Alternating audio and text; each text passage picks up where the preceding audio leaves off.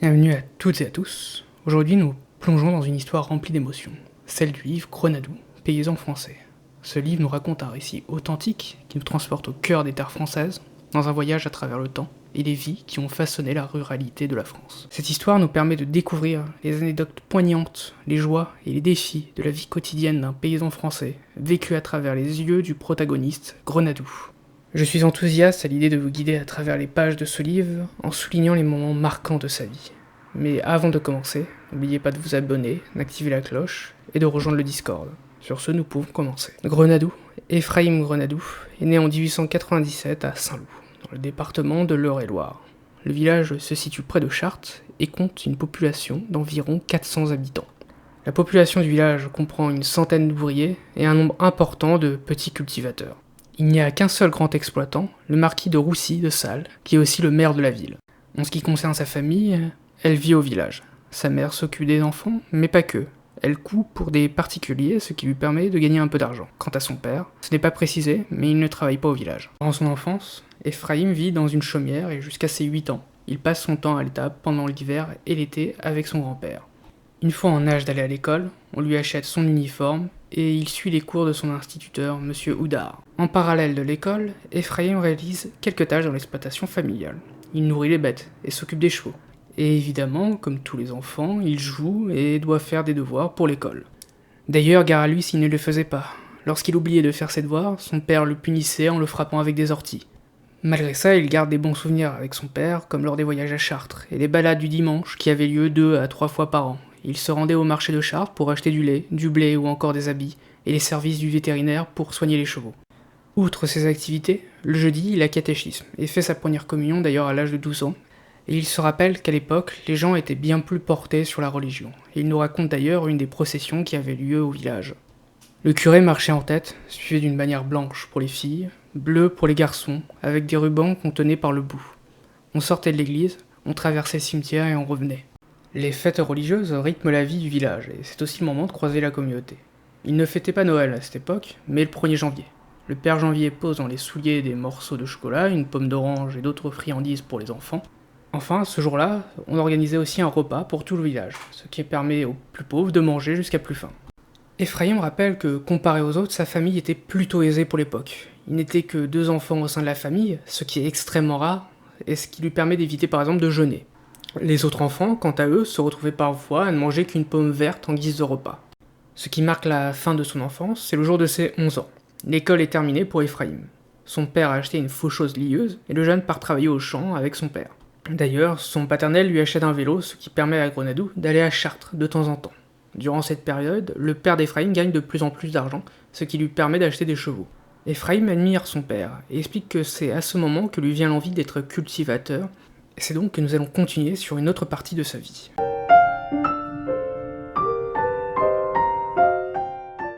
Ephraim devient charretier pour son père, qui a décidé de se mettre à son propre compte. En effet, grâce à un emprunt, le père d'Ephraim a acheté un plus grand terrain. Pour l'aider dans sa future entreprise, il obtient une maison de sa grand-mère et entame de nombreux travaux pour préparer son exploitation. Il fait construire une étable et une écurie, et rénove la maison en la faisant recouvrir de tuiles. Son père cultive un total de 25 hectares, ainsi il récolte un total de 8 hectares de blé, d'avoine et de betterave. Et il garde un petit champ pour les animaux, pour ainsi obtenir un peu de fumier. En ce qui concerne ce qui est fait de cette exploitation, le blé est vendu, les betteraves servent à nourrir les bêtes, ces mêmes bêtes qui permettent à la famille de Grenadou de vendre du lait. Ephraim, lui, s'occupe des chevaux et nous narre son quotidien. Il dort dans l'étable et se lève vers 4h du matin pour nourrir les chevaux et les entretenir. Puis après son petit déjeuner, il part travailler au champ avec son père pour ensuite retourner s'occuper des chevaux, puis de nouveau retrouver son père et l'aider pour ses différentes tâches. Ephraim est d'ailleurs satisfait de sa condition, car le travail avec son père lui permet d'éviter le travail dans une grande ferme. Ephraim nous explique que de nombreux hommes qui ne possèdent pas de terrain doivent louer leur force de travail, les possédants engageant des charretiers, bergers et commis pour faire fonctionner leurs exploitations. Les hommes travaillent soit pour le terme d'hiver ou celui d'été. Les chanceux sont engagés pour les 2 termes. La discipline est sévère et la moindre erreur peut vous faire prendre la porte. Si ça arrive à un ouvrier, il doit se rendre à Chartres dans un bureau de placement et l'ouvrier est envoyé loin de chez lui. Pour en revenir à Ephraim, il a maintenant 15 ans et grâce à l'argent que lui donne son père, il va parfois jouer au billard avec ses amis et se rend au café du village de Saint-Loup. Il rencontre son premier amour, participe au bal de la ville, joue et boit avec ses amis. Lors de ces bals, la police mettait fin À la fête vers 11 heures. Sa vie semblait bien organisée, mais un événement va bousculer sa routine.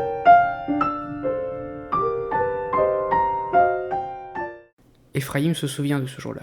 Il venait d'enterrer un de ses amis mort au travail, et il est sur la place du village avec le reste de sa bande. Voilà les gendarmes qui arrivent au grand trot, sur leurs chevaux. Ils vont droit à la mairie, là, ils trouvent le maître de l'école. Et le maître sort avec l'affiche dans les mains, l'affiche blanche, avec drapeau en croix, mobilisation générale. La population du village accueille très bien la nouvelle, c'est le moment de la revanche pour la population. Tout le monde a la haine des Allemands, et Grenadou dit, dans l'ensemble, le monde a pris la guerre comme un plaisir. Durant la mobilisation, le village est en pleine période de moisson. Tous ceux qui ne partent pas doivent participer et aider au champ. Ephraim n'est pas immédiatement mobilisé. Il est encore jeune, et en entendant, il écoute les témoignages de ceux qui reviennent de permission. Évidemment, il a plus de travail qu'en temps normal, à tel point qu'il doit embaucher un ami pour l'aider à réaliser ses ouvrages. Le temps passe, et en mars 1915, c'est au tour d'Ephraim d'être mobilisé. Son père l'emmène, lui, avec les autres conscrits. Ephraim passe un examen, et il est apte au service, et après un repas avec ses amis, il prend le tramway pour Chartres. Là-bas, il passe du bon temps avec les filles, puis retourne à Saint-Loup.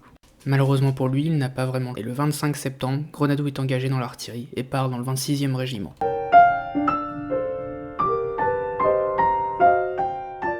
Ephraim arrive à la caserne et récupère son équipement. Il commence sa formation de soldat avec l'adjudant Buisson.